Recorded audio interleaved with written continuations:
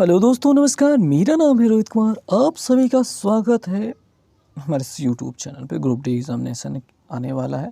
मेरा भी एग्ज़ाम है, मैंने भी वही फॉर्म भरा है, आपने भी वही फॉर्म भरा है। दोनों लोग मिलकर चलिए तैयारी करते हैं पिछले साल के क्वेश्चन पेपर की। और इस साल के करंट अफेयर्स हमको पढ़ने के तैयार करना ही होंगे।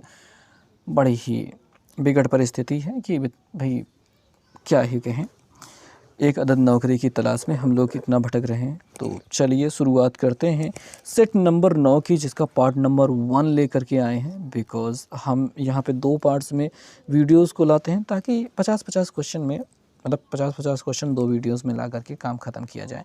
एक ही वीडियो इतना लंबा क्यों खींचा जाए। तो चलिए शुरुआत करते हैं, प्रारंभ करते हैं पहले नंबर क्वेश्चन के साथ। तालियाँ नहीं, गालियाँ देने लगोगे भाई, ताली मत बजाओ। तो क्वेश्चन देखते हैं। कह रहे हैं बी, ई और ए का पिता है। तो बी क्या है? पिता है किसका? ई और ए का। ठीक है, बहुत अच्छी बात है। ए का विवाह यू के साथ हुआ है, बहुत अच्छी बात है। कैल भैया, बियाह कैल। तो बी का यू से क्या संबंध है? बी यू का क्या होगा? ससुर होगा। ठीक है, सिंपल सी बात है, ससुर होगा। अब यहाँ पे हमारा भी यहाँ अटका हुआ है, नौकरी मिली होती तो काश काश वो मिल जाती। सभी के साथ यही हो रहा है। मैंने एक वीडियो देखा था जिसमें एक लड़का बस सेना की भर्ती के लिए बहुत तेज दौड़ा बस, और बस वो 1 सेकंड पीछे रह गया और उसको सेना वालों ने निकाल दिया, भाई जाओ जाओ, अगली बार आना, अगली बार आना। साला अगली बार पता नहीं कब आता है। 2 साल बीत जाते हैं तो नौकरी के लिए कुछ सुनाई देता है, समझ में आता है कि भाई कुछ हो रहा है। तब तक तो वो तो शादी करके चली गई, भाई ज़िंदगी लुट गई, बर्बाद हो गई। सो नेक्स्ट क्वेश्चन के बारे में, रीजनिंग के बारे में क्वेश्चन क्या दिखाया जा रहा है? पी ओ टी को लिखा जाता है इतना कुछ।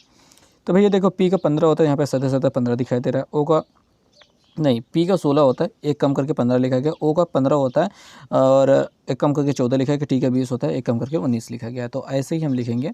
ओ का होता है तो 15, ओ का होता है 15, उसका कम करके लिखा गया 14। यू का होता है 21, ओ का लिखा गया 20। जी का होता है 7, 7 को कम करके लिखा गया 6। एच का होता है 8, लिखा गया 7। टी का होता है 20, लिखा गया 19। कौन सा मिल रहा है? कौन सा मिल रहा है? देखो आखिरी के 9 देखो, इन दोनों में मिल रहा है। आखिरी के एक देखो 14, 14 दिखाई दे, 14, 20, अच्छा 19 और उसके बाद 7। अरे यार भाई सब मिलता है, खाली ये 6 और 7 में 5 में अंतर है। तो अपना 6 वाला है, पहला वाला सही है। अगला वाला क्वेश्चन कहाँ है, छुप जा रहे भैया। फिजिक्स का क्वेश्चन है। निम्नलिखित में से किसकी विद्युत प्रतिरोधकता सबसे कम है? कौन सा है जो विद्युत प्रतिरोधक सबसे कम है? तो भैया याद कर लो, सिल्वर माने चांदी। चांदी क्या है? सबसे कम विद्युत प्रतिरोधक होता है। इसका तार बनाओगे तो भना भन झकाझक बिजली जाएगी, एकदम भरन से जाएगी, पता नहीं चलेगा कम बल्ब जल के 60 हो गया। सॉरी, मैं बता दूं भाई कि सबसे ज़्यादा विद्युत जो कम प्रतिरोधक जो होता है वो होता है सिल्वर। उससे के बाद होता है कॉपर, एल्युमिनियम नहीं, कॉपर, Cu। ठीक है, कॉपर की वायरिंग की जाती है इसी वजह से घरों में। सिल्वर को तो चांदी तो कर नहीं सकते भैया वायरिंग, ठीक है। कॉपर की जाती है ताकि सेफ्टी ज़्यादा बनी रहे, और एल्युमिनियम ज़्यादा मात्रा में मिलता है इसलिए, और वो तीसरे नंबर पे आता है। इस वजह से जितने भी बिजली के तार दौड़ाए जाते हैं वो एल्युमिनियम वाले तार दौड़ाए जाते हैं, ठीक है। नाइक्रोम और जो निकिल होता है ये सब उसको कठोरता, उसको क्या कहते हैं कि बढ़ाने के लिए होते हैं ताकि इनका अच्छा प्रतिरोध मिल सके। ये हीटर वगैरह में यूज़ किए जाते हैं। तो उन सब के बारे में बात छोड़ दीजिए, आप सिल्वर को जानिए जो सबसे कम प्रतिरोधक है। उसके बाद कॉपर है, उसके बाद एल्युमिनियम है। ओके भाई, तो अगला क्वेश्चन है ये कौन सा कथन निष्कर्ष से? कह रहे हैं फोटोग्राफर अपने सहायक की सराहना करते हुए कहता है यह तस्वीर अद्भुत है। सहायक ने अच्छा काम किया है, समझ में आ रहा है, ठीक है ठीक है, अच्छा काम किया, तभी तो अद्भुत कह रहा है। फोटोग्राफर अपने सहायक का फोटोग्राफर अपने सहायक के काम से बहुत खुश है। ये भी सही है, दोनों ही अनुसरण करते हैं, बिल्कुल सही कह रहे हैं भैया। सो नेक्स्ट क्वेश्चन पे हम चलते हैं। क्या बात है, मैंने भी एक बार सोचा था कि मैं भी फोटोग्राफर बन जाऊंगा, लेकिन क्या करें, शादी में फ़ोटो खींचने के अलावा मैं कर ही क्या सकता था, मतलब कर ही क्या सकता था। अब ये तो नहीं इमेजेस बाज़ार संदीप महसूर की तरह मैं खोल पाऊँ, मतलब खोल भी सकता हूँ पर मैंने प्रयास ही नहीं किया। क्या करें यार। एक और बेहतरीन प्रयास करने की गुजारिश है, मतलब इस चैनल पे अगर आप नए हैं, मतलब नए ही तो हैं, सब्सक्राइब कर लीजिए अगर मन करे है तो फिलहाल हम शुरू करते हैं इस प्रश्न का उत्तर लाने की कोशिश, जहाँ पे लिखा है 2 cos square x minus 2 sine square x is equal to minus 0.75। Okay, मैं इसमें अटक रहा हूँ बोलने में, लेकिन क्वेश्चन का आंसर मुझे मिल चुका है। चलिए देखिए, कॉस को चेंज कर सकते हैं, वन माइनस देखो कॉस बराबर होता है 1 माइनस साइन स्क्वायर थीटा। क्या आपको पता है साइन स्क्वायर थीटा होता है? बिल्कुल आपको पता होना चाहिए। यहाँ पे यक्स है तो हम यक्स ही रख लेंगे भाई, हमको कोई तकलीफ नहीं यक्स और थीटा लिखने में। तो यहाँ पे 1 जब रखोगे तो अपन यहाँ पे 3 से गुणा करना होगा, ठीक है। 3 से जब गुणा करोगे तो 3 मिल जाएगा, माइनस 3 साइन स्क्वायर थीटा मिलेगा, ओके, यक्स मिलेगा, और माइनस 2 साइन स्क्वायर एक्स मिलेगा, बराबर क्या हो रहा है, माइनस 0.75 हो रहा है।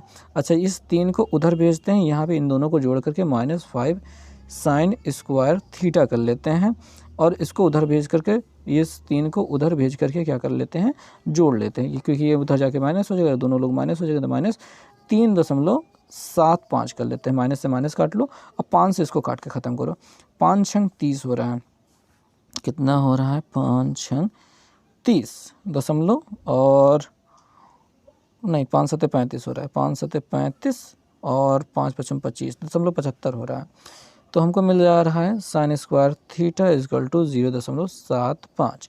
अब 0.75 को अगर हम बदलना चाहेंगे तो वो 75/100 हो जाएगा, जिसको 75 25 3 75/25 चौका 100, यहाँ 4 हो जाएगा। स्क्वायर हटाओगे तो अंडर रूट लग जाएगा, अंडर रूट 3/2 मिल जाएगा, अंडर रूट 3/2 मिल जाएगा। अंडर रूट 3/2 किसका मान होता है, अंडर रूट 3/2 साइन 60 का मान होता है, साइन 60 का मान। तीसरा वाला विकल्प सही हो गया। मुझे एक बार को लगा कि मैं इसको नहीं कर पाऊंगा, जब मैंने दशमलव में देखा मैं डर गया, लेकिन धीरज धरे रहें। जैसे मैं धीरज धर के इस चैनल में ढेर सारी वीडियोस रोज़ 2 या 3 ऐसे ला रहा हूँ कि कभी कभी 3 हो जाती है, कभी कभी 2 हो जाती हैं।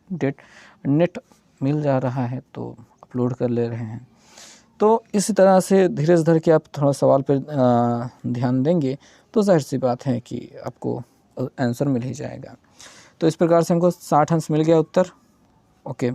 सॉल्यूशन आपको करना है, थोड़ा सा ध्यान से देखना है, आंसर बहुत आसानी से मिल जाता है। अगले वाले क्वेश्चन के बारे में बात करेंगे जो 2017 का करंट अफेयर है। हालांकि इसको ना भी पढ़ें तब पर भी काम चल जाता है, लेकिन अगर आ रहा है तो पढ़ लेते हैं एक बार। अप्रैल 2017 में लास वेगास में आयोजित यूएस कराटे चैंपियनशिप में भारत ने कितने पदक जीते? 16। ये इतनी बार आ चुका है कि मैं शायद अगले आने वाले एग्ज़ाम में भी 16 कहीं ना लगा दो। अब मैं नहीं पढ़ूँगा इन सभी चीज़ों को, ठीक है। उन्हीं चीज़ों को पढ़ेंगे जो करंट अफेयर, मतलब जो क्वेश्चन ठीक है आगे आने चाहिए। कार्बन द्वारा मजबूत बंध के गठन का एक कारण क्या होता है? इसका छोटा आकार, इसका आकार छोटा होता है, जिसकी वजह से ये मजबूत बंध बनाता है, ठीक है। बहुत अच्छी बात है, आकार के मामले में उसका आकार छोटा होता है, इस वजह से मजबूत बंध बनाता है। अगले वाले क्वेश्चन की बात करें, वायुमंडलीय अपवर्तन के कारण सूर्यास्त और सूर्योदय के समय में लगभग इतने मिनट की देरी हो सकती है? कितने? 2 मिनट की देरी हो सकती है। भाई बात यह है कि सूर्योदय और सूर्यास्त के समय सूरज ढल चुका होता है, लेकिन उसका अपवर्तन के कारण वो हमको ऊपर ही दिखाई देता है, और ये हो जाएगा 2 मिनट के अंदर ख़त्म, मतलब 2 मिनट का यहाँ पे अंतर पड़ता है, देरी हो जाती है। अगले वाले क्वेश्चन के बारे में बात करेंगे तो यहाँ पे कहा जा रहा है कि एक वस्तु को उत्तल दर्पण के सामने, ये रहा उत्तल दर्पण, इसके सामने हमने वस्तु को रख दिया है, ये देखिए वस्तु को रख दिया है, सामने अनंत और दर्पण के ध्रुव के बीच स्थित एक बिंदु पर रखा जाता है, तो निर्मित होने वाली छवि कैसी होगी?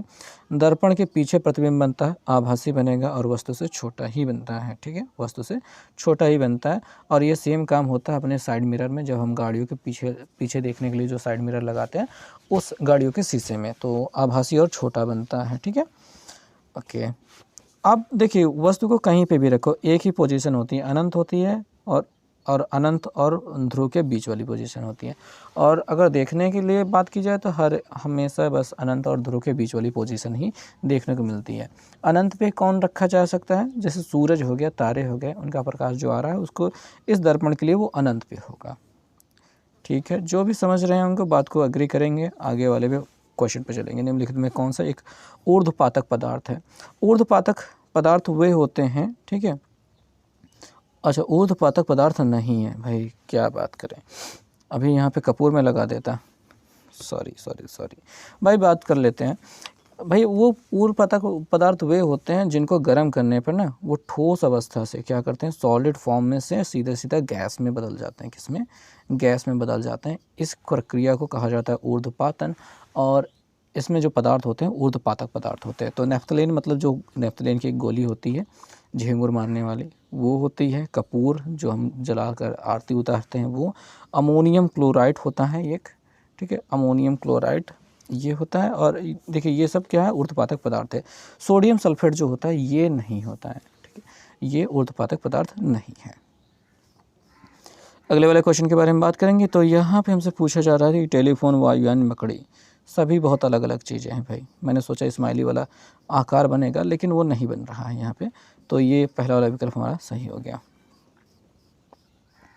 ओके, तो यहाँ पे हमको योगफल निकालना है। तो 12 पंजे 60 हम कर लें। 60 60 60 सभी में 60 ही है यार, यही वाला विकल्प नहीं है भाई। तो 12 पंजे 60 हमारा 60 हो गया। तो 12 से गुणा 12 चौबीस बातें छः, 12 चौके 48 48 हो गया। और 5 पचम 25 हो गया। कितना हो गया? 25। जोड़ते हैं तो भाई क्या हो जाएगा, 8 5 8 5 13, यहाँ से लगे 1, 4 1 4 2 6 1 7, 73 बटे यहाँ पे 60 हो गया। अभी यहाँ पे देखेंगे भाई 73 बटे 7 तो कोई आ नहीं रहा है, बस यही आ रहा है एक ही। जो क्या कर सकते हैं भाई, देखो पहला वाला विकल्प तो नहीं होगा, ठीक है। 73 बटे 60, 80 बटे 60 17, देखिए 9 बटे 17 भी नहीं हो सकता क्योंकि 16 जो है 17 से कटता ही नहीं। तो यहाँ पे चौथा वाला विकल्प ही बचा है जो डेसिमल में कन्वर्ट, जो मिश्र भिन्न में बदलने के बाद हो जाएगा। वैसे भी 17 मतलब हो ही रहा है। सो नेक्स्ट क्वेश्चन पे हम चलते हैं। ये तो हो गया भाई।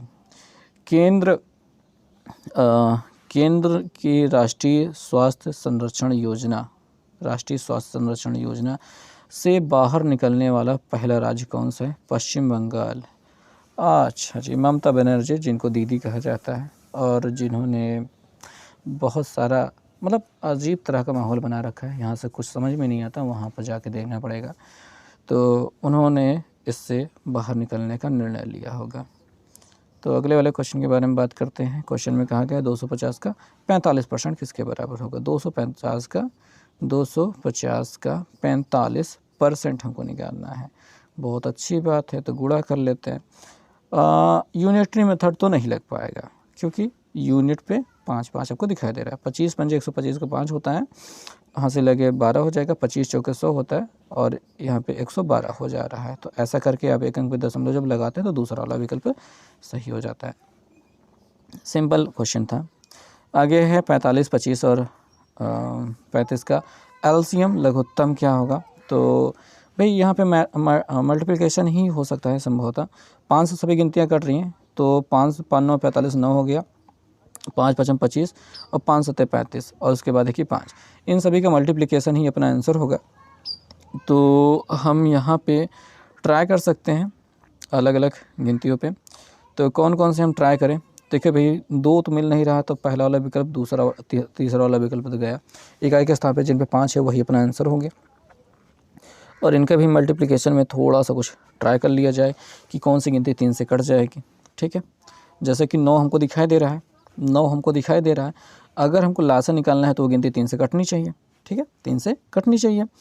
तो यहाँ पे क्या हो रहा है, 4 2 2 4 हो रहा है, 4 1 5 हो रहा है, 5 5 10 हो रहा है, 10 हो जा रहा है इसको जोड़ने पर। तो जब 10 हो रहा है तो 3 से तो कटेगा नहीं, जब 3 से नहीं कटेगा तो ये लासा हो ही नहीं सकता।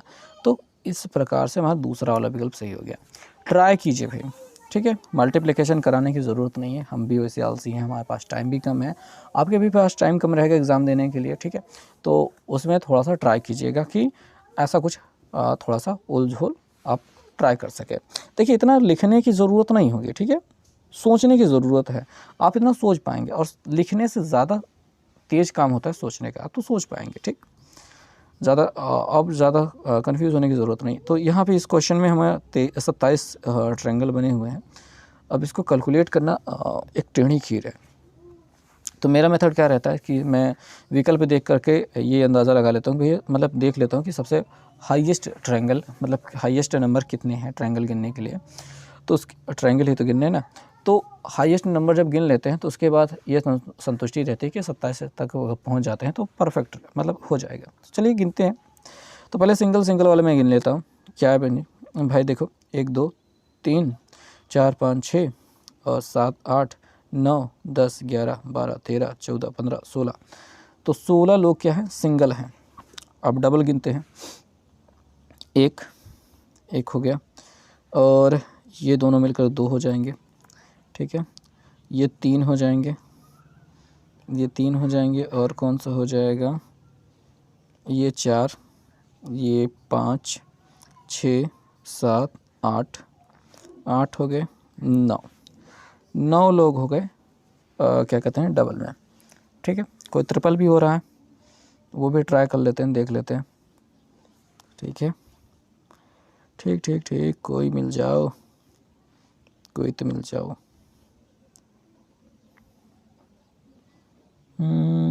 हाँ, एक भाई ये वाला ट्रायंगल बन रहा है, ठीक है, और एक ये ट्रायंगल बन रहा है, जो ट्रिपल तो नहीं है, 4 वाला लेकर के हो रहा है 2। तो 16 9 25, 25 2 27, हमने 27 गिन लिए हैं। मैक्सिमम नंबर तक पहुंच गए हैं तो भाई सही है, आंसर मिल गया है। ठीक है, मैक्सिमम नंबर तक खोजने की कोशिश कीजिए, और जब मिल जाए तो बस सही है, नहीं तो फिर जो हमको मिले गिनती उस पर लगा दो, तो ये रहेगा। कोई कुछ लोग होंगे जो ट्रिक बता सकते हैं, पर अपने पास कोई ट्रिक है नहीं इसको गिनने की। हर एक बात के लिए ट्रिक नहीं होती, कुछ चीज़ों के लिए अपना दिमाग भी काम करना चाहिए। क्वेश्चन के बारे में बात करेंगे। 80 किलोग्राम की वाली एक वस्तु 60 मीटर प्रति सेकंड के वेग से गतिमान है, तो वस्तु में उत्पन्न संवेग देखिए, संवेग P बराबर होता है mv, संवेग बराबर होता है द्रव्यमान गुणित वेग। तो द्रव्यमान 80 है और 60 गुणा 8 6 48, 48 के बाद 2 जीरो लगा दीजिए, तो 48 के बाद 2 जीरो तो सभी में लगा हुआ है। अब क्या करेंगे, इसके मात्रा को देखिए, kg ms की पावर -1, तो kg ms की पावर -1 इसमें तो नहीं है, इसमें 2 हो गया, इसमें 2 हो गया, यही वाला आपका मिल रहा है। बात समझे, बात समझ में आ गई ना। गिनतियाँ सेम दी गई थी, मात्रक आपसे पूछा जा रहा था, तो आपको याद होना चाहिए। अगर आपको फार्मूला भी नहीं याद है तो आप इसका अंदाज़ा लगा सकते हैं कि इन दोनों का मल्टीप्लिकेशन होकर के ऑप्शन दिया जा रहा है, तो इन दोनों को भी साथ में ही मल्टीप्लाई करके अपना मात्रक लिखेंगे। ठीक है, तो kg और ms -1 जो मिल जाए वही लगा दो। अगले वाले क्वेश्चन के बारे में हम बात करते हैं। तो क्वेश्चन में कहा गया है कि 2 बल्ब में से एक दूसरे की तुलना में अधिक चमकता है, तो कौन सा बल्ब का प्रतिरोध उच्च है। ठीक है, जिसका प्रतिरोध उच्च होगा वो क्या कहते हैं, धारा को कम चलने देता है। ठीक है, कम चलने देता है तो कम गर्म होता है, कम गर्म होने के बाद क्या हो जाता है कि वो कम प्रकाशित होता है। तो 2 बल्ब में एक अधिक चमकता है तो उसका प्रतिरोध कम है, और जो कम चमकता है उसका प्रतिरोध ज़्यादा है। तो डिम मतलब कम चमकीला जो होता है उस पर वही उसका प्रतिरोध ज़्यादा है। ओके, अगले वाले क्वेश्चन पे हम चलते हैं। कहा गया है कि इस शब्द का जो कुछ है, इसका पार्श्व दर्पण छवि क्या होगा, बगल से शीशे में देखने पे क्या दिखाई देगा। तो हमको B दिखाई देगा ऐसा, फिर 3 दिखाई देगा ऐसा, फिर 1 दिखाई देगा, फिर 2 दिखाई देगा। ये क्या गंदा सा मैं लिख रहा हूँ, पहला वाला तो बिल्कुल गलत है, B 3 1 2 1, ये दूसरा सही लग रहा है। ये तो जल प्रतिबिंब हो गया, ये तो जल प्रतिबिंब हो गया, तो दूसरा सही है।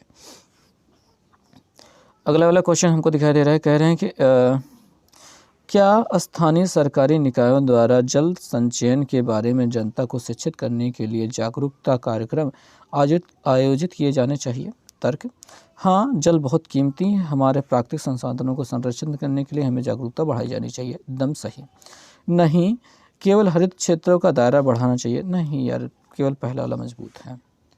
अगला वाला क्वेश्चन के बारे में बात करेंगे। मेंडलीव की आवर्त सारणी में ऊर्ध्वाधर कॉलम को क्या कहा गया था। ठीक है, देखिए जो क्षैतिज थे उनको आवर्त कहा गया है, जो ऊर्ध्वाधर ऊपर से नीचे की ओर है उनको समूह कहा गया है। क्या कहा गया है, समूह कहा गया है, कहा जाता था। अगले वाले क्वेश्चन की बात करेंगे, इनमें से कौन सी भाज्य संख्या है, तो कौन सी कट जाएगी। तो यहाँ पे देखेंगे, ध्यान से देखते हैं, तो ये 6 3 दिखाई दे रहा है, 6 3 9, यानी कि ये 3 से कट रही है। बस थोड़ा सा इसे ट्राई एफर्ट देखेंगे कि कौन सा कट सकता है। मतलब एक बारी को देख लो भाई, इकाई के स्थान पे 3 दिखाई दे रहा है तो 2 से कटेगा नहीं। 3 दिखाई दे रहा है यानी कि हम एफर्ट कर सकते हैं 3 से काटने के लिए। अगर 3 से कटने वाली गिनती नहीं मिलती है तो फिर आगे हम बढ़ाएंगे, ठीक है, 7 से देखेंगे कि किससे कट जाएगी, लेकिन कोशिश तो करेंगे, ऐसे तो हम छोड़ने वाले हैं नहीं। हाँ जी, तो अगला जो क्वेश्चन हमको दिखाई देता है, क्वेश्चन में कहा गया है कि विकल्पों में दी गई पैटर्न की आकृति में कौन सी समानता, किसमें हमको समानता दिखाई दे रही है। अगर हम बी वाले में आएंगे, यही हमको समान दिख रहा है और कोई तो समान दिख नहीं रहा है, बिल्कुल नहीं, केवल बी हमारा सही है। अगला वाला क्वेश्चन क्या है प्यारे बच्चों, देखो बच्चों, ये आप कैसे कर सकते हैं, आप भी तो ग्रुप डी का एग्ज़ाम दे रहे हैं सॉरी। सो दोस्तों चलिए देखते हैं अगला नंबर क्वेश्चन जो है। इसमें कह रहे हैं एक गेंद को 20 मीटर प्रति सेकंड के वेग से ऊर्ध्वाधर ऊपर फेंका जाता है, 3 सेकंड बाद इसके विस्थापन का मान क्या होगा। तो 20 मीटर प्रति सेकंड के वेग से इसको फेंका जाता है, तो भैया S बराबर UT plus half AT square, ये होता है हमारा क्या फॉर्मूला विस्थापन ज्ञात करने का। तो U का मान क्या है अपना 20 है, तो 20 गुणते T का मान अपना 3 है, रख लिया, प्लस 1/2 G का मान, देखिए यहाँ पे A का मतलब होता है G, तो हमने यहाँ पे G का मान, अब यहाँ पे नीचे से ऊपर की ओर फेंका जा रहा है तो यार हमको यहाँ पे माइनस में रखना होगा, हम प्लस में नहीं रख सकते, माइनस में रखेंगे 10, ठीक है, गुणते T स्क्वायर यानी 3 स्क्वायर, 2 से काटेंगे हमको 5 मिल जाएगा, 20 3 हमारा 60 हो रहा है, माइनस 3 3 का 9, 9 5 9 45, 40 पास 45 हो जाएगा। 10 में से 5 गया 5 और 5 में से 4 गया 1, 15 हमको मिल रहा है, 15 मीटर क्या मिल रहा है हमको, ये मिल रहा है, इतनी दूर तक ये गया होगा। बात समझ में आई। अगर वस्तु ऊपर नीचे से ऊपर फेंकी जा रही है तो जी क्या है, ऋणात्मक लगेगा, त्वरण क्या है, ऋणात्मक लगेगा, यानी कि वो मंदन के रूप में काम करेगा, इस वजह से माइनस में रखा जाता है। अगले वाले क्वेश्चन पे चलते हैं जिसमें हमको फीफा U2017 वर्ल्ड अंडर नहीं, यहाँ पे अंडर 70 विश्व कप विजेता जीतने वाले, यहाँ पे कोलकाता के सॉल्ट लेक स्टेडियम में होता है, ये स्पेन को किसने हराया था, तो इंग्लैंड ने जीता था, ठीक है। हालांकि ये बहुत पुराना हो गया, लेकिन अभी भी ये पूछा जा सकता है क्योंकि ये पहली बार था जब कोई फीफा वर्ल्ड कप भारत में हो रहा। आगे है कि आद्य इतिहास, प्रागैतिहासिक और इतिहास के बीच की अवधि है, इसके लिए हमारे पास कोई लिखित रिकॉर्ड नहीं है। तो आद्य इतिहास, प्रागैतिहासिक और इतिहास के बीच की अवधि, आद्य इतिहास उसके बीच की अवधि है जिसके बारे में हमको कोई लिखित रिकॉर्ड नहीं मिलता है। तो दोस्तों किसी भी सूरत में इसका उत्तर तो नहीं मिल रहा है, अब पता नहीं कहाँ से यहाँ में पहले विकल्प को इन्होंने सही मान लिया है, इनकी मर्जी है भाई। कुछ गलतियाँ हो गई यहाँ पे, 2 चिन्हों का एक साथ दे करके इन्होंने कोई ब्रैकेट भी नहीं दिया है। खैर मैं इस क्वेश्चन का उत्तर नहीं निकाल पा रहा, मैंने हर एक स्थिति ट्राई कर ली है। मैं अगले वाले क्वेश्चन पे चलूँगा। निम्नलिखित में कौन सा समूह से संबंधित नहीं है, तो स्विच, बल्ब, फिलामेंट, रस्सी ही संबंधित नहीं है भैया। रस्सी का क्या करेंगे हम यहाँ पे, बल्ब से क्या कर रहा है, मतलब गायक क्या गाता है, गीत गाता है, बढ़ई क्या करता है, फर्नीचर बनाता है, या फिर मोबाइल, नहीं फर्नीचर बनाता है यार, मोबाइल थोड़ी ना बनाता है। पूंछा, मुँह, ठीक है। अगले क्वेश्चन के बारे में बात करेंगे तो श्रेणी का अगला पद क्या है, तो 31 में कितना घटाया जा रहा है, यहाँ पे तो 5 घटाया गया है, 31 में से 5 ही घटाएगा, इसमें भी 5 घटाएंगे, 5 घटाएंगे कितना मिल जाएगा, 16 मिल जाएगा, अपना 16 आंसर हो जाएगा। कुछ क्वेश्चन इतने आसान दे देते हैं कि भाई क्या ही पूछूं मैं। अब जैसे यही क्वेश्चन ले लेते हैं, ये लग तो रहा है आसान है। F बराबर 6 होता है, O बराबर 15 का 5 लिख लिया, U बराबर 21 का 1 लिख लिया, और R बराबर 18 का 8 लिख लिया है, ठीक है। तो W विंड का होता है 23 का 3 लिख लिया, I हो गया 9 लिख लिया, N बराबर 14 का 4 लिख लिया, D बराबर 4 होता है वो लिख लिया। तो कौन सा मिल रहा है, तीसरा वाला विकल्प मिल गया। तो कुछ क्वेश्चन बहुत आसान दे देते हैं, कुछ क्वेश्चन बहुत ज़्यादा मुश्किल दे देते हैं, और यहीं पे समझ में नहीं आता है, ठीक है। इसमें बस यही समझना है कि तुक्का नहीं लगाना है भैया, ठीक है। चलो आगे इसका भी प्रयास कर लेते हैं। तो 112 36 किसका, इस कितना वर्गमूल होगा, तो 36 का देखो भैया 6 हो सकता है, और 4 चौके 16 होता है, तो यानी 4 हो सकता है। मैं ऊपर लिखना चाहिए था, इसको 4 ऊपर लिखना चाहिए था, 6 नीचे लिखना चाहिए था। 112 किसके नज़दीक है, वो हमको मतलब किसके बीच में आता है वो लिखना है। तो भैया 8 8 64 9 9 81 और 10 10 100 11 ग्राम में 121, 11 ग्राम में 21 और 10 में 100। तो 10 को हमको जो नज़दीक वाला होता है, जो कम वाला होता है, वही वाला पार्ट लिखना होता है। 11 ग्राम में 121, 10 में 100, 11 ग्राम में 121 और 10 में 100 के बीच में आ रहा था, तो हमने 10 वाले को ले लिया, दोनों के साथ में लिख दिया। लेकिन हमारा जो सही है वो कौन सा होगा?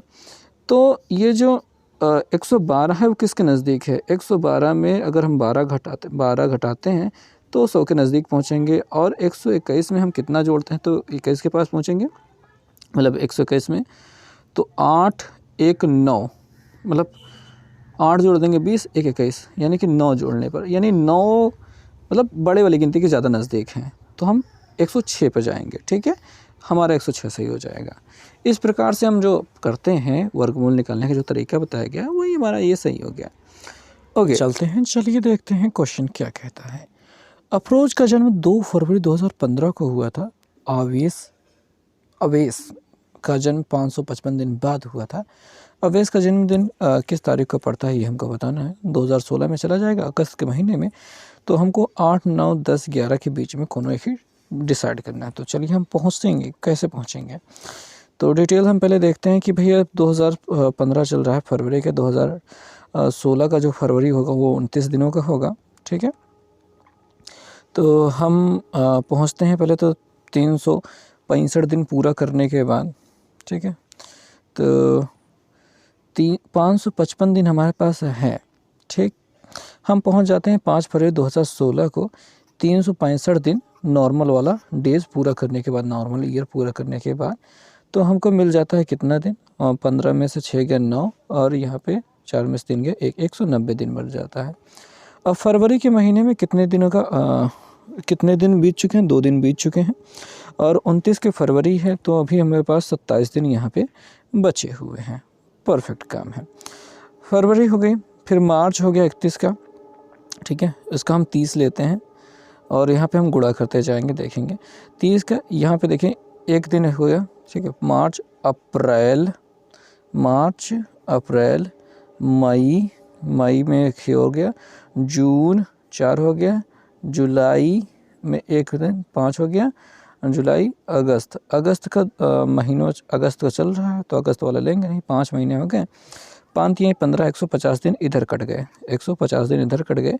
3 दिन ये एक्स्ट्रा हो रहे, 3 इसमें जोड़ करके हो गए कितना अपने 3 दिन और ये 27 दिन मिलकर हो गए 30 दिन। और हम यहाँ पे जोड़ेंगे तो 180 दिन, मतलब 30 अगर और जोड़ेंगे तो 180 दिन कट गए। बचा कितना यहाँ पे 190 में से 10 दिन। 10 दिन जो बचे हुए 10 अगस्त को चले जाएंगे।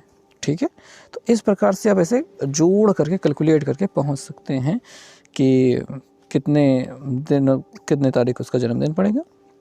अगले वाले क्वेश्चन की बात करेंगे तो कहा गया निम्नलिखित में से कौन सा मानवों में पुरुष प्रजनन अंक प्रणाली का हिस्सा नहीं है। तो वृषण, शुक्रवाहिनियाँ और अंडकोश ये है। अंडाशय यानी ओवरी जो होता है ये महिलाओं में या फिर मादा जननांग है, उसमें उनमें पाया जाता है। ठीक है, तो ये इसका हिस्सा नहीं है। अगले वाले क्वेश्चन पे हम चलेंगे। भारतीय राष्ट्रीय खेल दिवस कब मनाया जाता है? 29 अगस्त को मनाया जाता है, जब हॉकी खेल के जादूगर मेजर ध्यानचंद जी का जन्मदिन जिस दिन हुआ था उसी दिन को राष्ट्रीय खेल दिवस के रूप में मनाया जाता है, 29 अगस्त को। अगले वाले क्वेश्चन पे हम चलते हैं। क्वेश्चन में कहा गया है कि एक मिश्र धातु में 42% चांदी है और मिश्र धातु में 147 ग्राम चांदी है। तो चांदी का परसेंट मात्रा भी दी है और ग्राम में भी मात्रा दी है। दूसरे तत्व के ग्राम में मात्रा हमसे पूछ रहा है। अगर हम कहें कि हमारे पास 42% बराबर 147 हो रहा है तो कोई गलत बात नहीं होगा। और दूसरा जो तत्व होगा वो कितना हो जाएगा, 100 में से 42 को घटाएंगे तो हमको मिल जाएगा 58%। 58% बराबर क्या चीज़ होगी वही हमको निकालना है। तो हम क्या है 147 में भाग कर देंगे 42 से और गुणा कर देंगे अपने ये 58 से। ठीक है, और हमें आंसर मिल जाएगा। तो हम 7 से काटते हैं, 7 6 42 हो रहा है और 7 से इसको काट देंगे, 7 दूनी 14, 7 1 9 7, 3 दूनी 6 हो रहा है, 3 से 21 हो रहा है। ठीक है, 3 से 21 7 मिल गया है। 2 से इसको काट सकते हैं, 2 से कट रहा है, 2 दूनी 4 और 2 9 18, अब यहाँ पे 7 से गुणा करेंगे, 7 9 63 का 3 हो जाता है, हाथ से लगे 6 और 7 दूनी 14 6 20, यानी कि 203 मिल रहा है। 203 ग्राम क्या हो गया, दूसरा वाला तत्व हो गया जो उसके साथ मिश्रण में है, चांदी के साथ मिश्रण में है। अगले वाले क्वेश्चन के बारे में बात करेंगे कि विद्यालय प्रबंधन ने अपने कक्षा 11 और 12 के सभी छात्रों के लिए अनिवार्य योग और विश्राम प्रारंभ किया है। तो प्रबंधन का मानना है कि योग बच्चों को प्राचीन स्वास्थ्य विज्ञान के बारे में जानकारी प्रदान करेगा। तो यहाँ पे प्राचीन जो शब्द किया गया है तो इसमें थोड़ा सा मुझे डाउट लग रहा है, इस वजह से मैं इसे गलत मानता हूँ। प्रबंधन चाहता है कि बच्चे तनाव मुक्त महसूस करें और अध्ययन का बेहतर प्रदर्शन करें। तो भाई बिल्कुल ये दूसरा वाला सही है, और आपको भी तनाव मुक्त रहना है। हालांकि इस तनाव मुक्त को रहने वाली जो बात है ये सबसे ज़्यादा मेरे लिए ज़रूरी है, क्योंकि मैं बहुत ज़्यादा तनाव लेता हूँ। मुझे बहुत कुछ चाहिए क्योंकि मैं बहुत कुछ खो रहा हूँ। आज भी मैं अभी भी बहुत कुछ खो रहा हूँ। क्या मजाक है। चलिए अगले वाले क्वेश्चन पे चलते हैं। 2018 में 6 जनवरी से 14 जनवरी के बीच में नई दिल्ली में आयोजित 26वें विश्व पुस्तक मेले का क्या विषय था, पर्यावरण संबंधी मुद्दे, ये उसका विषय था। हालांकि मैंने पुस्तक मेला देखा है एक फैज़ाबाद में, जब मैं था फैज़ाबाद अयोध्या में, तब वहाँ पे मैंने एक पुस्तक मेला अटेंड किया था। कुछ दिनों तक मैं गया था वहाँ पे, एक कप सम्मेलन भी वहाँ पे था। वहाँ पे मैंने खाली सुना था, और उस समय मैं कवि के नाम से भी जाना जाता। हालांकि हमने पॉलिटेक्निक किया है तो वहाँ पे दोस्त मुझे मेरे नाम से कम कवि के नाम से ज़्यादा जानते हैं। अब यहाँ पे मुझे बाहर गांव में मुझे सर जी कहा जाता है। जहाँ पे भी जाता हूँ बच्चे मिल ही जाते हैं कुछ पहचानने वाले। तो खैर जान पहचान की बात ख़त्म हुई। अगले वाले क्वेश्चन पे चलते हैं कि मिश्रण में रेत और रोड़ी का अनुपात 17:9 है। रोड़ी और सीमेंट का अनुपात 6:17 है। मिश्रण में रेत और सीमेंट का अनुपात बताना है। तो रेत 17 हो गए, रोड़ी हो गया 9, और यहाँ पे रोड़ी हो गया 6 और सीमेंट हो गया 17। तो हमको यहाँ पे सिंपली यहाँ पे इसका मल्टीप्लिकेशन यहाँ पे 17, ठीक है, 17 गुणते 19 मिल जाएगा। 17 गुणते 9 हो जाएगा, और इसका गुणा करके ये अपना रेत के साथ में जाएगा 17 गुणते 6, ठीक है। तो ये इनका अनुपात हो जाएगा। ये रेत का हिस्सा हो गया, ये सीमेंट का हिस्सा हो गया। 17 से 17 हम काट देंगे, 3 से कट जाएगा, 3 दूनी 6, 3 त्रिका 9, 2 अनुपात 3 मिल जाएगा। ये हमको क्या मिल जाएगा, रेत और सीमेंट का अनुपात। बेहतरीन क्वेश्चन था, और हालांकि ये क्वेश्चन बहुत सस्ता था, ठीक है, सिंपल सा था। चलिए अगले वाले क्वेश्चन पे हम चलते हैं। क्वेश्चन में कह रहे हैं कि लीला प्रातः ऑफिस के लिए निकली। उसका ऑफिस घर से 2 किलोमीटर दूर है, इसलिए वह पैदल चलकर जाना पसंद करती है, और वह घर से सूर्य के विपरीत दिशा में चलना शुरू करती है। तो सुबह जब निकल रही है तो सुबह सूरज पूरब में निकलता है, लेकिन वो विपरीत दिशा में यानी पश्चिम में चलती है। 500 मीटर चलती है और फिर दाईं ओर मुड़ जाती है। दाईं ओर मुड़ने का मतलब इधर की ओर मुड़ना। 500 ये चलने के बाद दाईं ओर मुड़ जाती है। 200 मीटर चलती है, अब वह बाईं ओर मुड़ जाती है और अपने ऑफिस की ओर चलने लगती है। उसके घर से ऑफिस किस दिशा में स्थित है? तो उसका घर यहाँ पे, ऑफिस यहाँ पे कहीं पे होगा। ये उत्तर और ये पश्चिम के बीच वाला उत्तर पश्चिम में है। चलो बेहतर है, अच्छा क्वेश्चन है। निम्नलिखित में से रासायनिक समीकरणों में निम्नलिखित में से कौन सा रासायनिक समीकरण संतुलित है, ये हमको बताना है। तो ये तो बहुत सिंपल सा काम होता है। हमको चेक करना तो बहुत, जब करना हो तब पर भी और नहीं करना हो मतलब चेक करना हो तब पर भी बहुत सिंपल सा काम होता है। पहले वाले हम चेक करते हैं। यहाँ पे देखेंगे नाइट्रोजन सोडियम एक ही है, सोडियम एक ही पक्का है। हाइड्रोजन 2 ही है, और यहाँ पे हाइड्रोजन देखिए 2 1 3 हो रहा है। इसके पास 2 हाइड्रोजन, इसके पास एक हाइड्रोजन, 3 हाइड्रोजन हो रहा है। तो ये संतुलित नहीं है। अब देखिए यहाँ पे 2 Mg है, यहाँ पे भी 2 Mg, यहाँ पे 2 ऑक्सीजन है, यहाँ पे ये देखिए 2 ऑक्सीजन है। ये नहीं, ये संतुलित है। यहाँ पे देखेंगे हाइड्रोजन 2 ही, ऑक्सीजन 2 ही, ऑक्सीजन 1 ही, गलत, नहीं संतुलित है।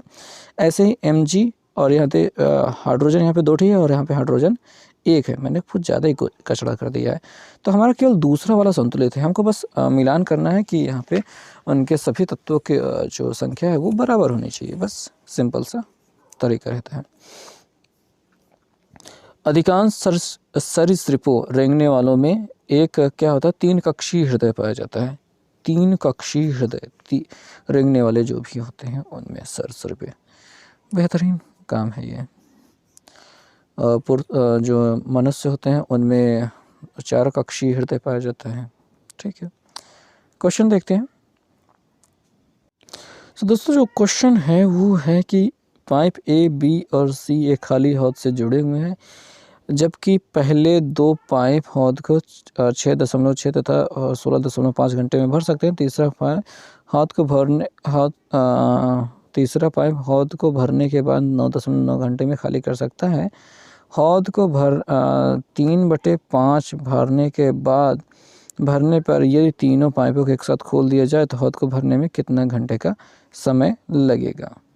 सो दोस्तों सिंपल तरीका रहेगा, चलिए देख रहे हैं कैसे करना है।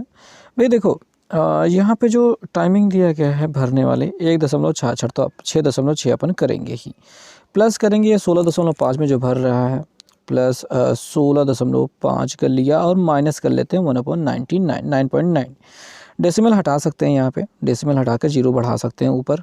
ठीक है, हमने बढ़ा लिया सभी में, डेसिमल हट गया है, 0 हमने बढ़ा लिया है। अब थोड़ा सा यहाँ पे सॉल्व कर लेते हैं। सब कुछ एलसीएम लेने के बजाय हम थोड़ा सा यहाँ पे काट कर छोटा कर लेते तो बेहतरीन काम हो जाता है। हमने यहाँ पे 2 से काट दिया, 2 3 6, 2 3 6, 2 से काटा 5 मिल गया।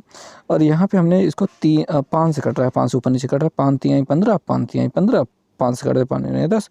ओ माय गॉड, ये तो बड़ा आसान हो गया। 33 नीचे बराबर हो गया, 5 2 7 हो जाएगा, 7/33 हमको मिल जाएगा। और माइनस हो रहा है 10/99, 99 और 33 का जो एलसीएम होता है 33 का 99 होता है। तो हमको यहाँ पे एलसीएम क्या मिल जाएगा, 99 मिल जाएगा। लेकिन 3 बार गुणा हो रहा है तो ऊपर 17 21 हो जाएगा, 21 माइनस 10 हो जाएगा, तो जो कि घट के 11/9 हो जाएगा, 99 हो जाएगा। काटने पे क्या मिल जाएगा, 9, यानी कि 9 घंटे का टोटल समय लग रहा है। और देखिए तीनों पाइपों को कब खोला जा रहा है, जब 3/5 भाग भर गया होता है। भर गया नहीं, खाली कितना है, 2/5 भाग भरा है। तो उसको भरने में कितना समय लगेगा, 2/5 से हम गुणा कर लेंगे। तो यहाँ पे हम गुणा कर लेते हैं 2 से, ताकि नीचे 10 ही मिल जाए। 2 दूनी 4, 4 9 36 हो रहा है। 36 का मतलब 3 6 और 1 अंक पे दशमलव, यानी 3.6। तो दूसरा वाला विकल्प हमको मिल गया सही। नेक्स्ट क्वेश्चन पे चलते हैं। बेहतरीन क्वेश्चन था और इस क्वेश्चन में हम देखते हैं कि क्या हो रहा है। 2 के बाद 4 हो रहा है, 4 के बाद 8 हो रहा है, 2 दूनी 4, 4 दूनी 8 दूनी 16 मिल रहा है 2 विकल्पों में। ए होता है 1, ई होता है 5, उसके बाद आई होता है 9, 4 4 जोड़ा जा रहा है, इसमें 4 जोड़ने के बाद 13 हो जाएगा। 13 कौन सा होता है, एम होता है, यानी कि दूसरा वाला विकल्प ना सही हो रहा है। बहुत अच्छी बात है, बहुत अच्छी बात है। अच्छा, कुछ लोगों को या फिर सभी लोगों को यार शुरू में या कोडिंग डिकोडिंग के लिए बहुत ज़्यादा वो बताया जाता है कि ऐसे याद करो, वैसे याद करो, अलग अलग चीज़ें याद करवाई जाती हैं। लेकिन यार पता है, कसम से बताए ना, कोडिंग डिकोडिंग में जो अक्षरों की गिनती होती है उसे याद करने की कोई ज़रूरत है नहीं। सब चूतिया बनाते रहते हैं, मतलब ये क्या सा शब्द का प्रयोग मैं कर रहा हूँ, सब उल्लू बनाते रहते हैं। ठीक है, कुछ दिनों बाद खुद ही याद हो जाती है। इतनी बार आप उसका प्रयोग करेंगे, इतनी बार आप उसे देखेंगे तो हो ही जाएगा। ठोस के पिघलने के दौरान इसका तापमान क्या होता है। ठोस के पिघलने के तापमान क्या बढ़ता है जब पिघल रहा होगा। ठीक है, तो उसका तापमान हाँ कह सकते हो कि आपको बढ़ रहा है, आपको लगेगा। लेकिन एक चीज़ बता देते हैं, गलन की गुप्त ऊष्मा होती है। देखो भाई, बात ये होती है, पानी 0 डिग्री सेल्सियस पे ही जमता भी है और पिघलता भी है। और जब भी हम ठोस को पिघला रहे होते हैं उस समय उसका तापमान बिल्कुल नहीं बदलता। यहाँ तक कि मैं बता दूं कि जब वो गैस में बदल रहा होता है, पानी एकदम उबल रहा है, 100 डिग्री सेल्सियस पे उबल रहा है, भाप में कब बदलेगा, इसी तापमान पे भाप में भी बदल जाएगा। और जब भाप को ठंडा किया जाएगा तो इसी तापमान पे वो ठंडा होकर के पानी में भी बदलेगा। ठीक है, बात ये समझोगे, बात ये समझनी है कि जब भी उसकी अवस्था में परिवर्तन हो रहा हो तब उसके तापमान में कोई वृद्धि नहीं होती है। अगर पिघलने की बात हो रही है तो तापमान में वृद्धि या कमी कुछ नहीं होने वाला है। ठीक है, तापक्रम वही बना रहेगा। ये हर एक के साथ में होता है, यही फिजिक्स है। सो नेक्स्ट क्वेश्चन है हमारे पास, कहा जा रहा है कि ये कौन सी एयरलाइन है जम्मू कश्मीर से श्रीनगर तक अपना ऑपरेशन शुरू करने वाली पहली विदेशी एयरलाइन कौन सी बन गई है। एयर एशिया जो है ये पहली विदेशी एयरलाइन है जो जम्मू कश्मीर में श्रीनगर से अपने ऑपरेशन शुरू करने वाली एयरलाइन है। नेक्स्ट क्वेश्चन के बारे में बात करेंगे। यहाँ पे हमसे पूछा जा रहा है कि इसमें कौन सा होगा। भाई ये दोनों अपना स्थान बदल रहे थे, ये दोनों भी अपना स्थान बदलेंगे, 3 आगे होना चाहिए। क्या ये शकल अपनी बदल रहे हैं? नहीं, शकल नहीं बदल रहे हैं, 3 आगे होना चाहिए। इसमें तो उल्टा वो मिरर बन गया है, तो नहीं, ये भी नहीं, ये भी नहीं, ये डी वाला अपना विकल्प सही है, डी वाला अपना विकल्प सही है। चलो देख डी वाला बिल्कुल सही है। अगले वाले क्वेश्चन के बारे में बात करेंगे। क्वेश्चन में कहा गया है, क्या क्वेश्चन में कहा गया है, ए और बी मिलकर किसी काम को 20 दिन में पूरा कर सकते हैं। यदि वे काम एक साथ काम शुरू करते हैं, परंतु एक काम पूरा होने से 5 दिन पहले काम को छोड़कर चला जाता है, शेष काम भी 18 दिन में पूरा करता है, तो क्या है कि ए अकेले उस काम को कितने दिन पर पूरा करेगा, यानी कि वो कितने दिनों तक काम पूरा करता है। तो 5 दिन में। देखो भैया,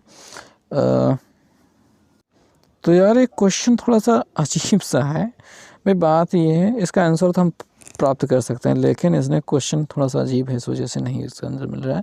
भाई बात ये है कि ए और बी मिलकर के एक काम को 20 दिन में पूरा कर सकते हैं, एक साथ काम शुरू करते हैं, परंतु ए काम पूरा होने से 5 दिन पहले चला जाता है, छोड़कर चला जाता है, शेष काम जो बचा है वो 18 दिन में बी पूरा करता है।